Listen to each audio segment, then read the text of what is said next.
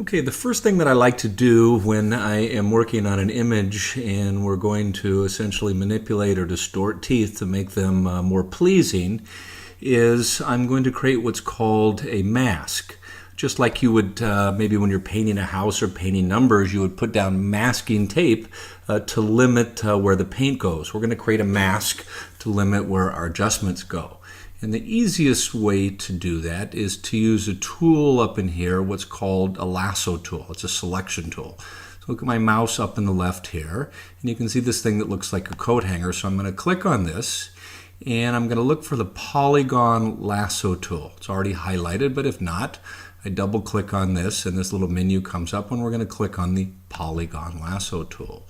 Then we're going to come down here and then I'm going to zoom in on this so it's a little easier to see. So Command plus, and or I could just push on the Z key to highlight the zoom and then just click on an area. And just like you move on an iPhone, I can use two fingers and move the image around. Now to bring the lasso back up, I can go up here and click on it, or the hot key, the quick way to do it, is the L. L stands for lasso. All right, so we're going to click on or push on the L key, and that highlights the lasso. And I'm going to click once to set my first point. And just like tracing or setting a margin and with one of these digital impression systems or something like a Serac, I'm going to go along and I'm going to trace just inside the lips.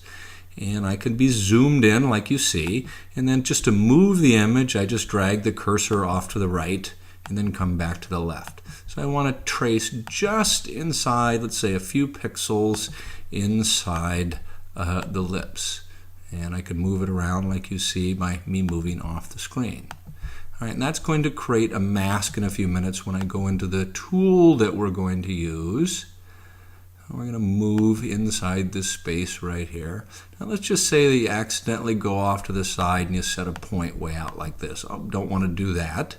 So how do you go backwards just one point? You push on the delete key. So I'm pushing on the delete key. It'll get rid of the last point, the delete key, the delete key, and the delete key, and come back to here. Great. And we're not going to work on these teeth out here, so I don't have to essentially capture all that area right here, but we might work up in here just a little bit because we're going to move some gingiva around on this along with changing the shape of the teeth. So again, I'm trying to be very fine in my selection. Now I'm pretty fast at this because I've done this a whole bunch. I'm going slow here for your benefit so you have time to absorb this. Okay, and then we're going to come along here. And you can see in traces. Normally this would take roughly about a minute to do this. Now if you get real good at this, you actually don't have to mask, but what can happen is as I move or as I change the shape with this liquify tool, sometimes it'll start moving the lip and we don't want to move the lip. So we only want to have our changes within the lips because we're going to show basically the patient this. Now we're working on a zoomed in image here of the patient, and I would normally work on a full face image of the patient and just zoom in. Okay, we double click there and you can see that kind of closed the loop. And you can see what's called in Photoshop marching ants, sort of these little blinking little line. I'm going to zoom back out by going Command or Control minus, and then I'll do the little two-finger drag technique so you can see that. And if your selection isn't smooth enough, you'd like to make it a little smoother, you go up into Select, click on that, a drop-down menu comes up, click on Modify and go Smooth, and typically I'd already had plugged in here, but I smooth about 5 pixels. Click OK, and I'd already done that.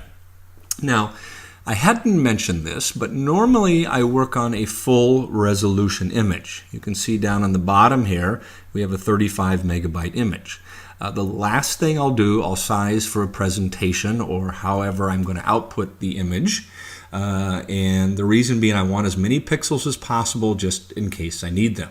And later on we'll size it for our output. We're working on a full resolution image. I'm going to just downsize it just a little bit there. All right, now we've selected inside there, and now we're going to want to start making some changes in there. And one of my favorite tools to use is in the filter menu in Photoshop. And in Elements, it's also in the filter menu, but it's under Distort. You'd go in here and find Distort, and you'd find the Liquify tool in there. But in here, it's right here. In Photoshop, it's Filter, Liquify, click on that, and this is going to come up here. I'll grow this window here by coming down here. This shouldn't get this a little bit bigger so you can see it. And so what it did, it put a mask, and the mask is red. And it won't work outside that. So any change we make will stay within that space, just like if we were painting. We couldn't paint outside that. All right, as you see right here, this little cursor here, I'm going to grow this up, Command or Control plus. The same tools work in the various filters. And so what would you like to do? Many times you just like to show patients quick adjustments. So I don't like this gingiva here. I'd like to show them maybe a little bit of the gingival change if I did a little crown lengthening here. And what we're going to do is we're going to move the gingiva up. And the circle is the size of the brush. So over here I can grow the brush right here. The brush gets bigger and bigger. You can see that circle. I can do it that way. Or there's a much faster, quicker way. Look at your keyboard and look at the P key right now. And just to the right of the P key, there's two brackets. I'm putting my fingers on the brackets. The right bracket grows, the left bracket shrinks. Right grows, left shrinks. All right, so what I do is about the size that I want to do. And I hold down, I click, and I just drag up a little bit. And then if I need to shrink the brush, just take a little practice. So I want to start moving the gingiva around. And once you get good at this, I would do this with the patient watching, so they get involved with what you want to do. All right, so that's about where I'd maybe like the gingiva on this. Now, this isn't really an analysis course where you particularly want the gingiva. We might have different ideas about that. That's okay, no problem. I might have a different idea. But we're talking more about how we're going to use Photoshop, the skills necessary to educate the patient. So I would like this gingiva up here a little bit. I would maybe like this up here a little bit for the patient.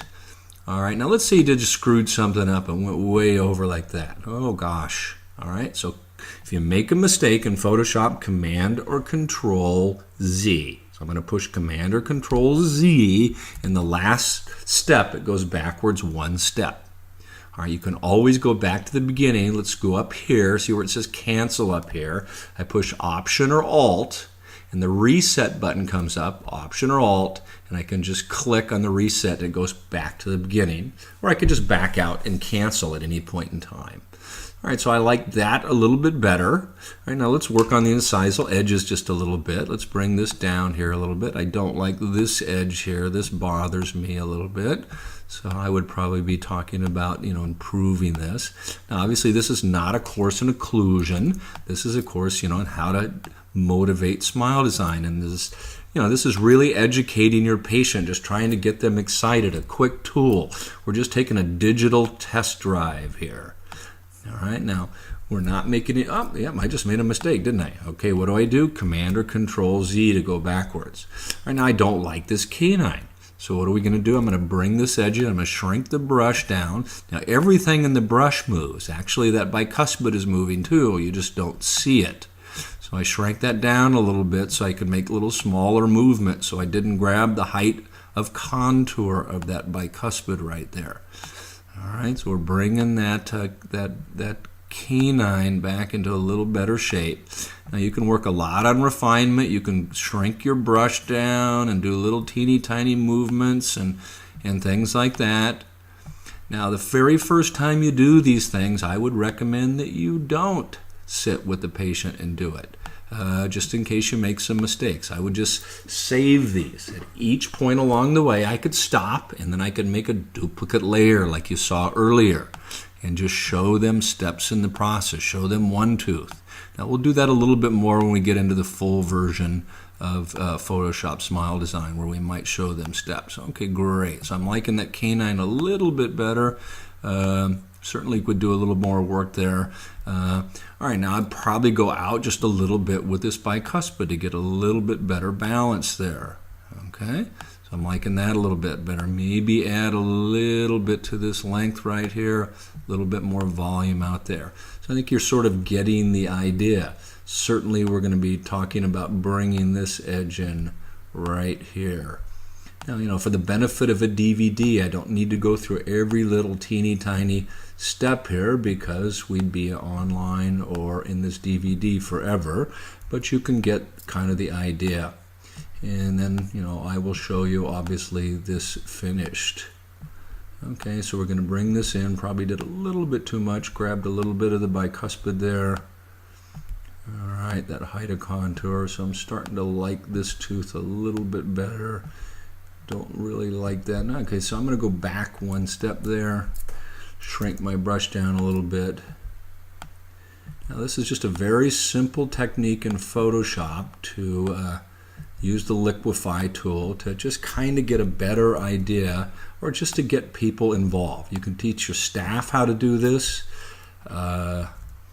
Let's take this out just a little bit. I like that a little better. Let's bring this down. Let's bring down the point on the canine just a little bit. Make that a little bit better there. Bring that in. Just trying to balance out the proportions of the teeth. We can play a little bit more even here with these edges here. And maybe I'll bring that one back just a little bit. I think that one's just a teeny bit long. Okay. And depending on your belief about should we have a convex or a gull wing smile design, that's kind of a topic for another day. But I think you can see that we're getting something that's pretty nice. So this is a very simple technique, and it's actually very powerful. And within a matter of a few seconds, you can show a patient some pretty significant changes. And so let's click OK, and we'll back out of that. All right, now I'm going to get rid of the selection. I would keep the selection really until I was done. Maybe let's say a little bit more on the gingiva. So let's go back in there for just a second. So let's keep that selection.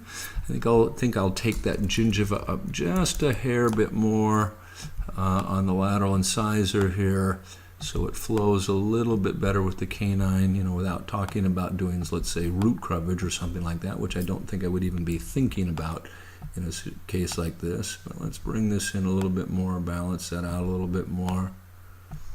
Okay.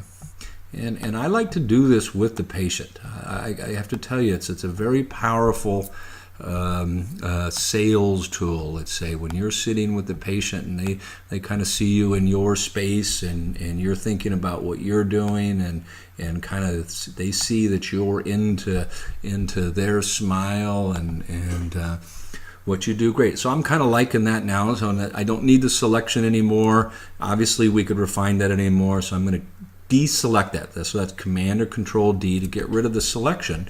And now I can take this and go back and forth, and let's look at the right over here. With this little eye, I can turn this on and off, okay? And kind of show them, and just within a matter of seconds. Now we haven't done any measurements or anything like that. We'll learn how to do that later. This is just a very powerful, quick tool. Now the other thing that I can do is I can make this translucent. This layer, I can make it more opaque. See this little slider up here, so I can let them look through it and kind of see the differences between the before and after. And I can do this as multiple layers. I could do more at a different layer, and maybe do half the mouth, and we'll see that with a little more advanced techniques later.